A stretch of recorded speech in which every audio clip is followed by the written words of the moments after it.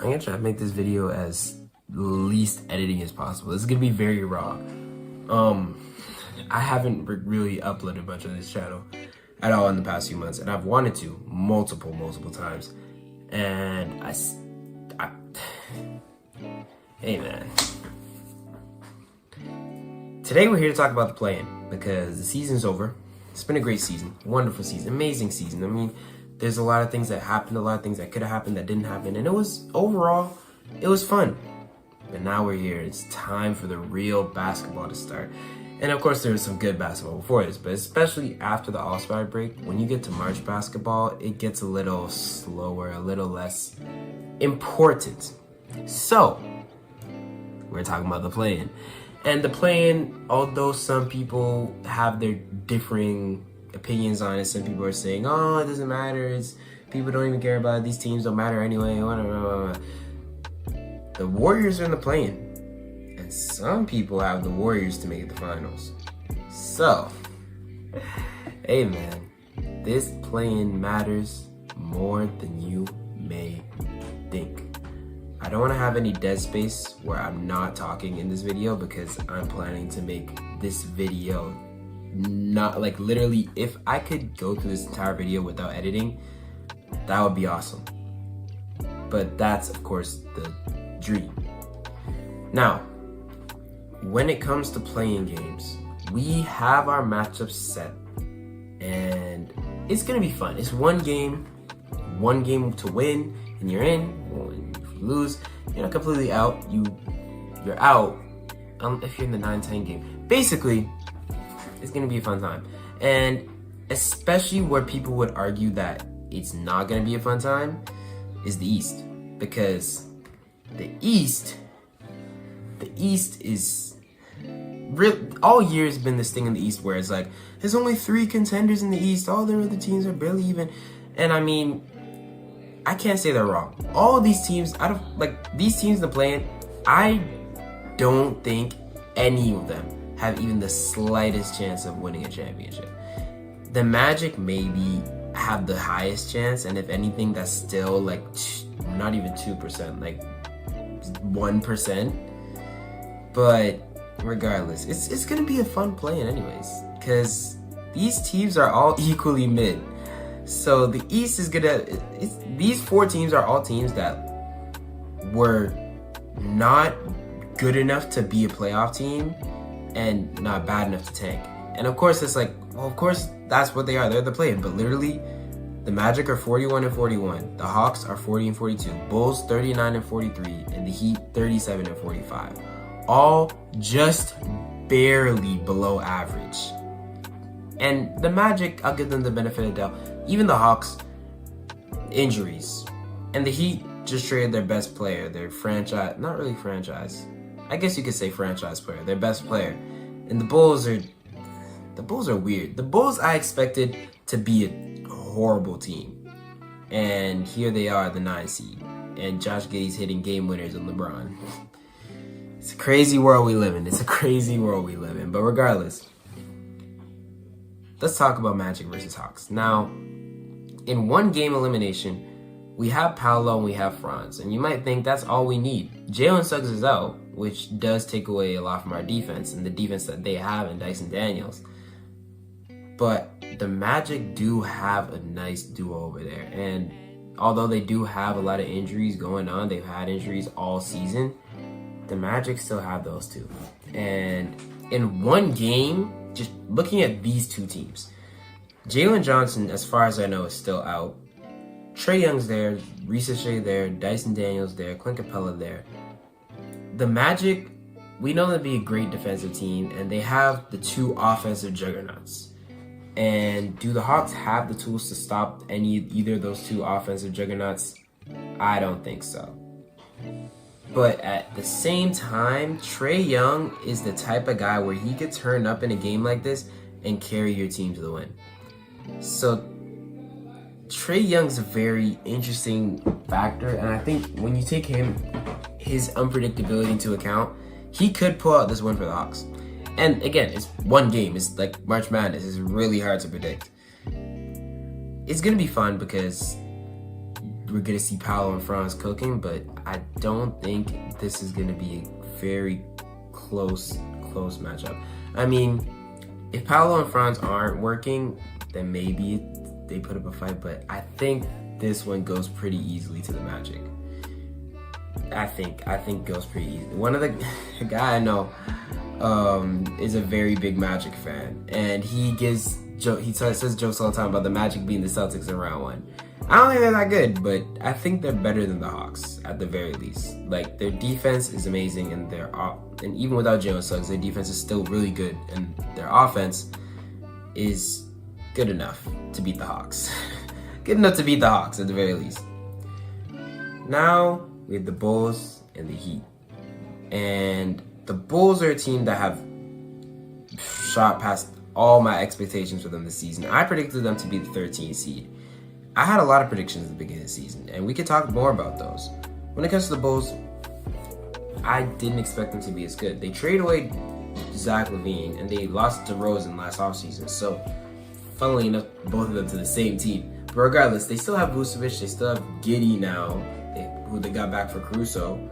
They still have Kobe White, who's been really, really good. Matas has been promising as a young star. And you look at the Heat team that has Tyler Hero and Bam. And when you look at it on paper, that Heat team is a lot better. They have Wiggins too, Terry Rozier, Jaime Jaquez. They have a pretty well-built team. But I don't know. There's something about this Bulls team. And I don't want to say this Bulls team is like a Cinderella story, but like they are kind of. It's weird that this Bulls team is this good, and the fact that they're this good makes me want to take them. And I know it's boring just to take the higher seed in both games, but the Bulls, they're better by 2 games. The Magic are better than the Hawks by 1 game.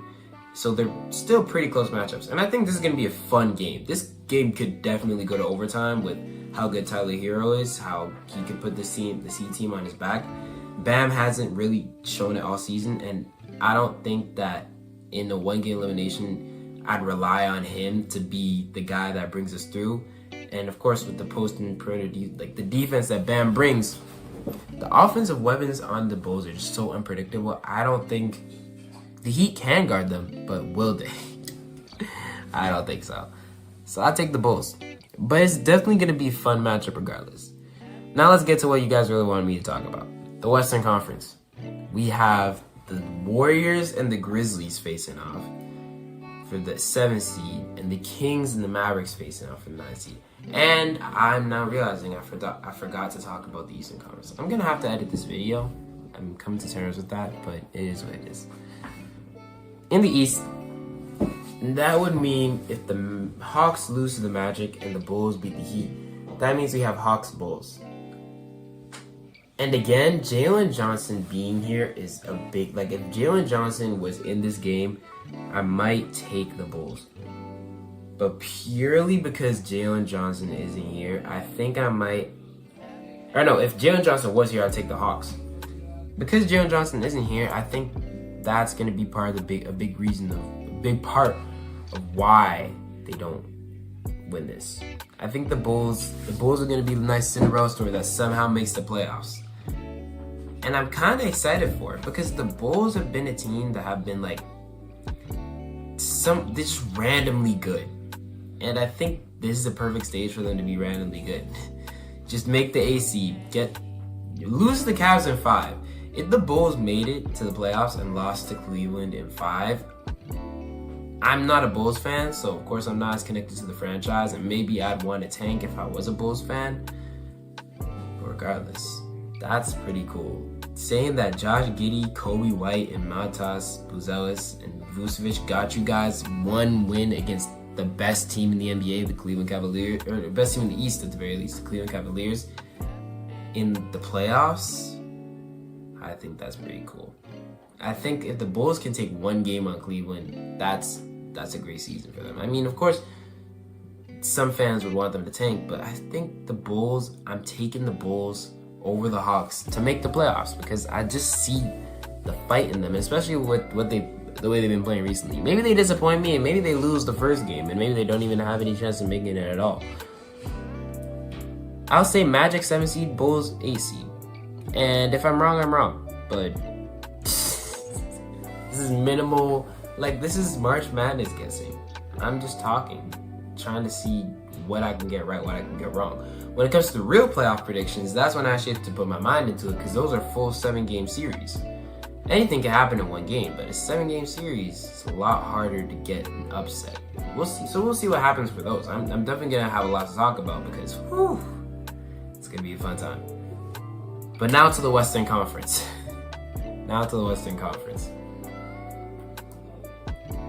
Warriors versus Grizzlies. Now this one is interesting, and it should be easy.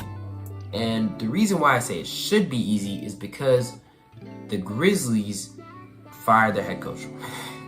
That's the reason. They fired their head coach. The Grizzlies were having a great season, and then they started losing games, and then they started falling from the 2 seed all the way down. And then they fired Taylor Jenkins. And it just seems, I don't believe in them anymore. Before, did I believe in them to win a championship? I wouldn't say that.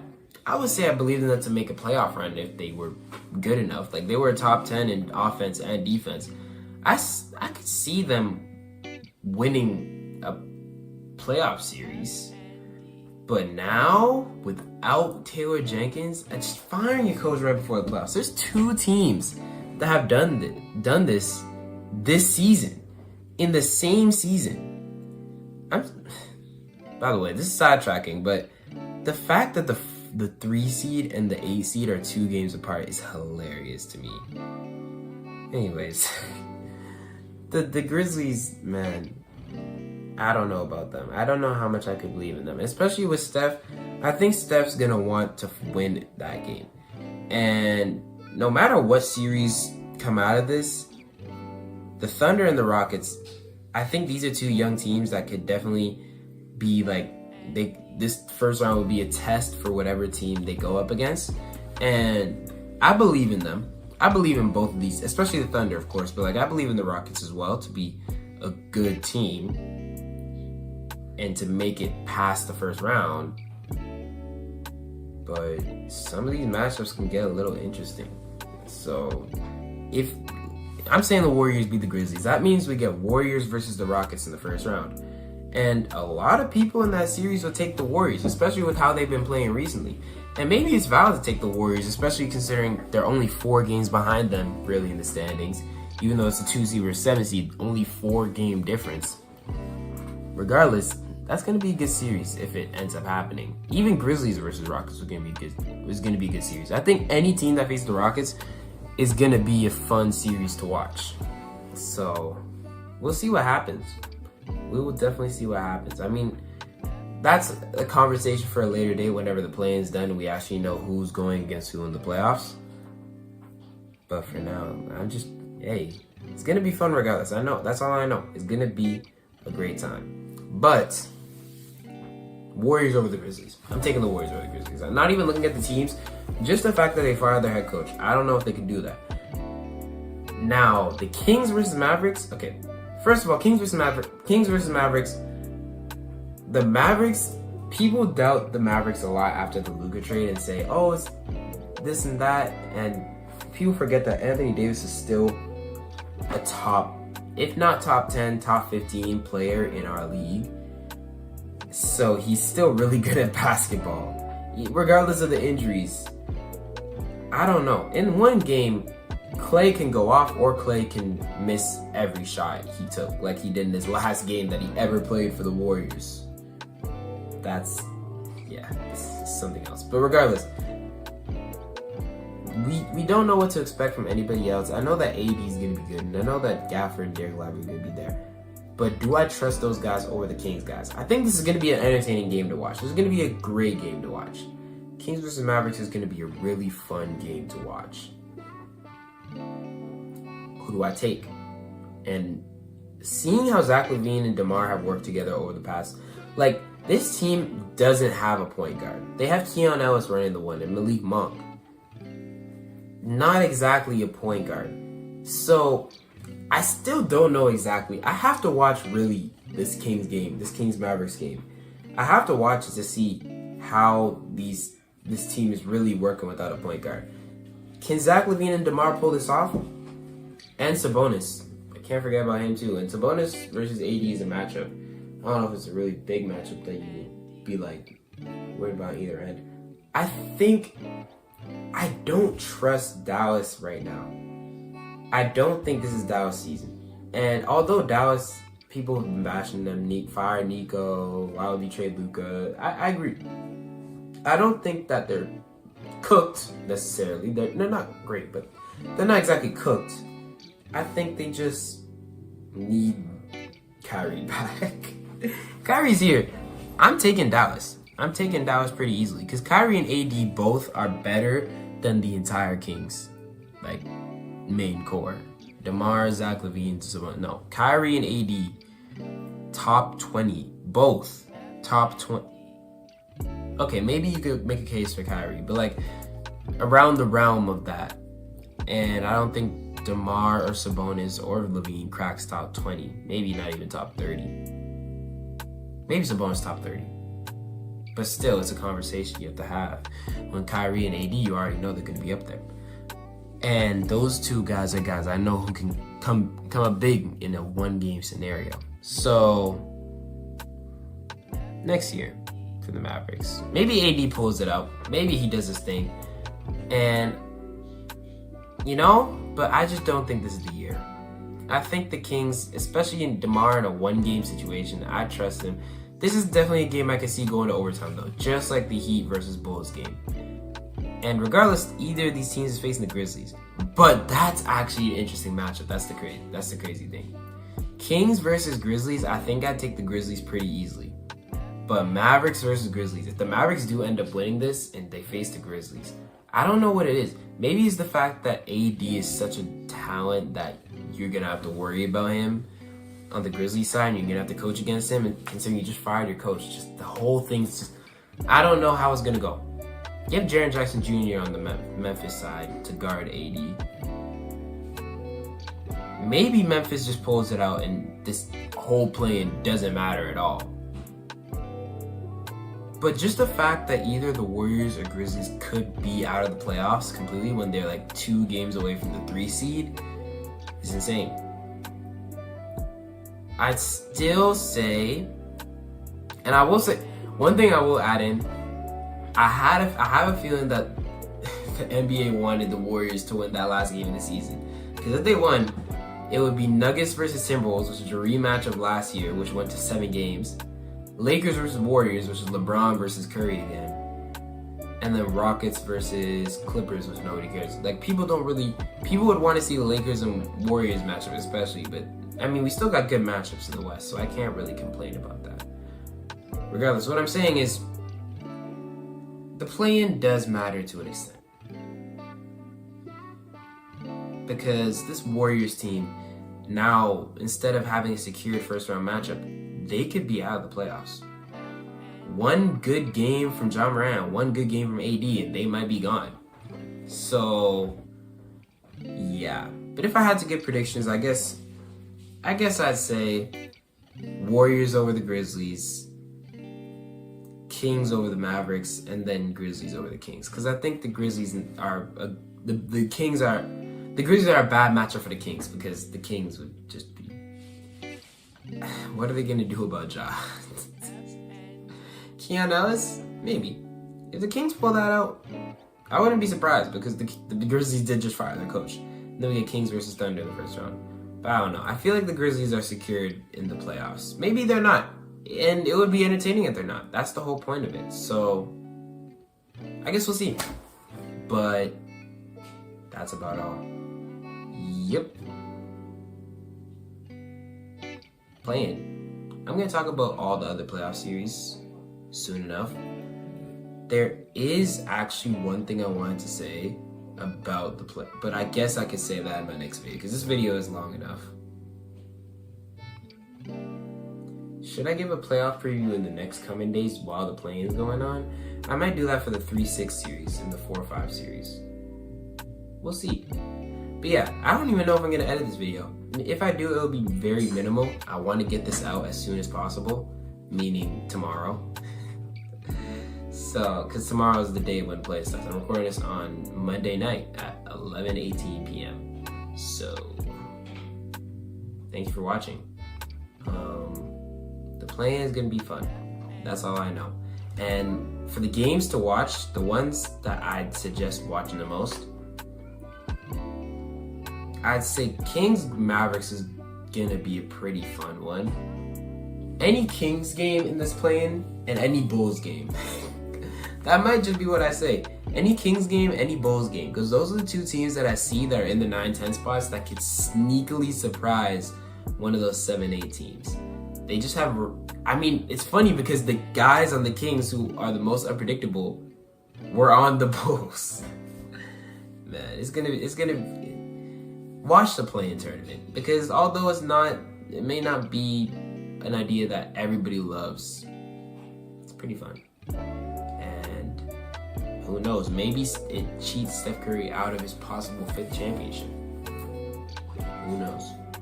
Maybe DeMar DeRozan or Zach LaVine 40-piece is the reason that Steph can't get that 5th ring over Bron.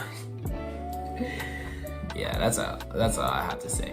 I'll talk more about the playoffs, upcoming awards, videos. I will try my best. Hopefully this video comes out. This video comes out even. I see it as an absolute win. I'm gonna stop yapping though because 21 minutes in, it's a lot of time and I don't want to keep you here for too long. Thank you for watching. Appreciate you. I'm out. Peace. Oh, it's subscribe. And drink water. What else should I say? Drink water, have a nice day. I already said it. I'm okay, I'm gonna go. Bye.